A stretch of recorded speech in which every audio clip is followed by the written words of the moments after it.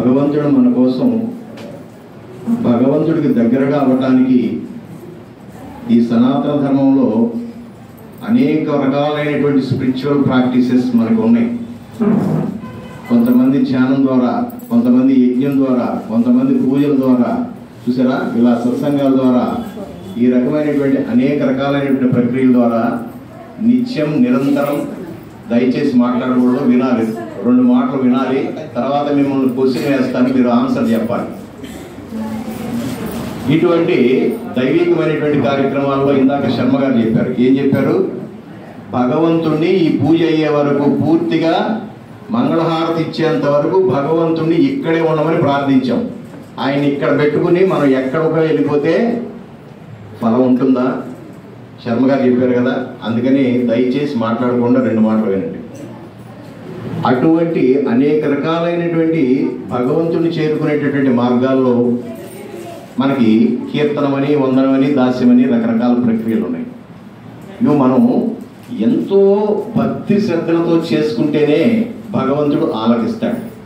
లేదు అని అంటే ఇందాక వారు చెప్పినట్టుగా తంతు వలన టైం వేస్ట్ ప్రోగ్రామ్. సో ఏది చేసినా అది లౌకికమైనా కానీ పారమార్థికమైనా కానీ శ్రద్ధ భక్తి ఉండాలి అన్నారు. స్వామి కోరుకునేది ఆ 2. చూసారా? కాబట్టి ఇటువంటి కార్యక్రమాలు, విశిష్టమైనటువంటి కార్యక్రమాలు జరుగుతున్నప్పుడు, మనకి దగ్గరలో ఇటువంటి కార్యక్రమాలు జరుగుతున్నప్పుడు, మన ఇంట్లో చేసుకోలేనటువంటి పరిస్థితులు ఉన్నప్పుడు కూడా చుట్టుపక్కల ఎక్కడ దైవమైనటువంటి కార్యక్రమం జరుగుతుందో అక్కడికి హాజరయ్యి స్వామివారి యొక్క కృపావృష్టికి మనం పాత్రలు కాగాలి. ఇందుకు సత్సాయిబాబా వారు ఇచ్చినటువంటి ఉదాహరణ, చెప్పినటువంటి విషయం ఏంటో తెలుసండి? ఒక ప్రాంతంలో వర్షం పడుతుంది అనుకోండి, ఆ ప్రాంతంలో నువ్వు ఉంటే నీతో పాటు అందరూ తడుస్తారా లేదా? కేవలం ఒకరి మీద పడుతుందా? అంటే మనం ఉండటం అనేటటువంటిది విశిష్టమైనటువంటి థింగ్. మనం ఎక్కడ ఉన్నాము అనేటటువంటి పాయింట్. మనం ఆ ప్రదేశంలో మనకు ఉంటే మన మీదే వృష్టి కురుస్తుంది. చూసారా? మనం ఎక్కడెక్కడో అన్యమైనటువంటి అనేక రకాలైనటువంటి కార్యకలాపాలలో చిక్కుకొని లౌకికమైనటువంటి వ్యవహారాలు ప్రతిరోజు చేసుకుంటూ ఉంటాం. కానీ ఇటువంటి పారమార్థికమైనటువంటి దైవ సంబంధమైనటువంటి విషయాలు వచ్చేటప్పటికి మనం అక్కడ ఉండాలి అంతే. Your presence is important. అది చూస్తున్నాడు స్వామి. ఇక్కడ ఉన్నాము అని అంటే ఏంటి అర్థం? కేవలం కాయంతో కాదు, శరీరంతో కాదు, మనసుతో ఉండాలి. మనసు ఒక చోట, తను ఒక చోట, ఉన్న మానవుని జన్మమే వృధరా, మనసార హరి భజన చేయరా, నూరార నారాయణాయనరా, నీ నూరార నారాయణాయనరా.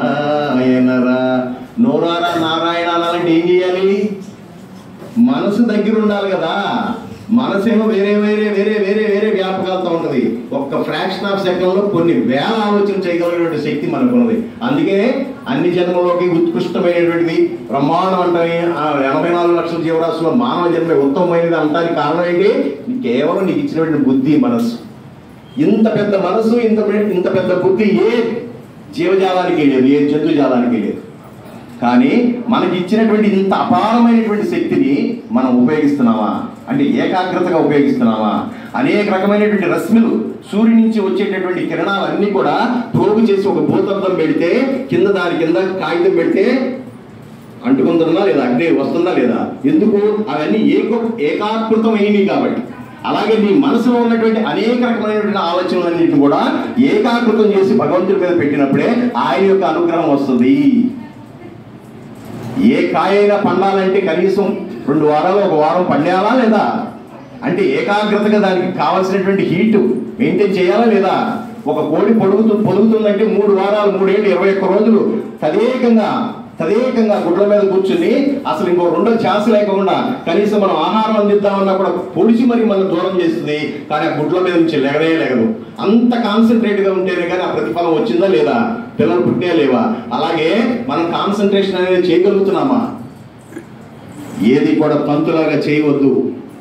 ఇందాక జ్ఞానేశ్వర శర్మ గారు ఎంత ఇన్వాల్వ్ అవుతూ పూజ కార్యక్రమం నిర్వహించారో మీరు గమనించారో లేదో. 3-4 సార్లు ఆయనకి గద్గద స్వరం ఏర్పడింది. అంటే ఆ ఆనందం అనండి ఒక రకమైనటువంటి ఆ సరెండర్నెస్ అనే భావం, పూర్ణ సరెండర్నెస్ వస్తేనే కంటి వెంబడి దారులు కారుతాయి. ఎప్పుడైతే ఆ రకమైనటువంటి ఇన్వాల్వ్మెంట్ ఉందో భగవంతుడు చూస్తాడు. ఇంకొక విషయం చెప్పి ముగిస్తున్నాను. మనకి దగ్గరలో ఏదైనా దేవాలయంలో ఒక 10 రోజుల పాటు 9 రోజుల పాటు నవరాత్రులను ఇలా ఉత్సవాలు జరుగుతూ ఉంటాయి. 9 రోజులు ఉండగా వెళ్దాంలే, రేపు వెళ్దాంలే, ఆవిడ కూడా వస్తుంది, ఆవిడ నేను కలిసి ఇద్దరు ఎల్లుండి వెళ్దాంలే, ఈ లోపల ఏదో అవాంతరం వస్తుంది, అవతల ఎల్లుండి వెళ్దాంలే, అయిపోయాయి. మన పక్క సందులో జరుగుతున్నటువంటి ఆ యజ్ఞానికి కూడా హాజరయ్యేటటువంటి పరిస్థితి లేకుండా పోస్ట్పోన్మెంట్ చేసుకుంటూ అయిపోయామా, వెళ్ళగలిగామా, వెళ్ళలేకపోయాం. కాబట్టి ఇక్కడ అటువంటి వారు కూడా పూర్ణాహుతి అయినా కూడా నా దగ్గరికి రాలేకపోయారే, అయ్యయ్యో నా బిడ్డలు అలాగే మిగిలిపోయారే, వీళ్ళందరికీ దర్శనం ఇవ్వాలి, ప్రతి ఒక్కడికి నా దర్శనం అందాలి అనే ఉద్దేశంతో ఊరు ఎరిగింపు అంటారు, దాన్నే ఊరేగింపు అంటాం. చూసారా, భగవంతుడే చక్కగా రథాన్ని ఎక్కి ఆయన ఊరు తిరుగుతూ వాడకట్టు తిరుగుతూ మన ఇంటి మీదుగా, మన సందు మీద కూడా, మన దగ్గర ఉన్నటువంటి ప్రాంతం మీద కూడా వెళుతున్నాడు. అంటే ఏంటి, ఆయనే స్వయంగా వచ్చి మనకి దర్శనం ఇవ్వటానికి వచ్చినటువంటి ఊరు ఎరిగింపు.